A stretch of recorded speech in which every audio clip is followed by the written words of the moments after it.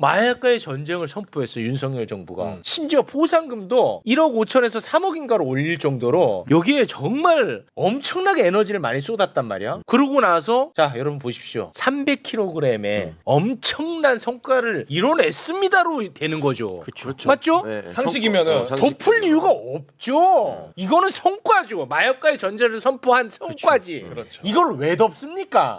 저는 이상한 게 있다 이겁니다. 그렇죠. 이상하죠. 예. 저희 열린우감TV가 한 명의 제보자의 내용을 공개하겠는데 네. 이 제보자는 당시 사건을 담당했던 검찰 수사관 중에 한 명입니다. 그래요? 예. 그분의 얘기를 들어보겠습니다. 네. 용산에서 난리가 났다고 해요.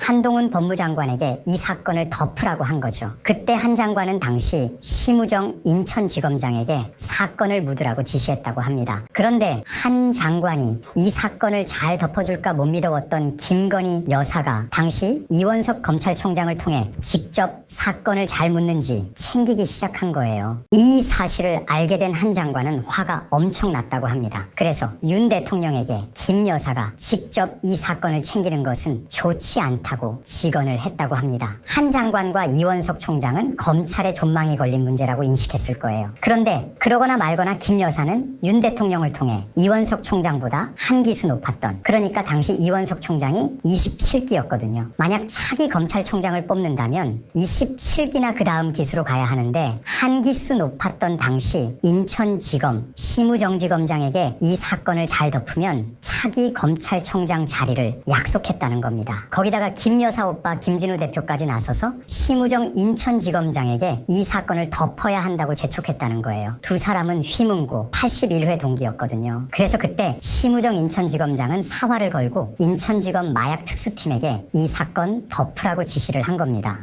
이야, 또 엄청난. 이건 정말 엄청난 일입니다. 2022년 10월 마약과의 전쟁을 한동훈 윤석열이 선포를 하고 검찰 특수팀까지 전국적으로 만들어졌는데 전국 구청장급 이상 지자체 단체장 회의 박희영 용산구청장과 이상민 행안부 장관과 함께 윤석열이가 뭐라고 은밀히 지시를 내립니다. 10월 28일 2022년. 네네. 목사님 날짜를 다. 네. 왜냐? 그 이튿날 2022년 네네. 10월 29일에 이태원 맞습니다. 이태원 참사가 네. 있었으니까. 이때 SBS 방송국과 함께 대대적인 마약 단속 현장을 공개하는 것을 꿈꿨던 이들의 계략은 말씀드린 대로 다음날 10월 29일 날 이태원 참사로 모두 물거품이 되고 맙니다.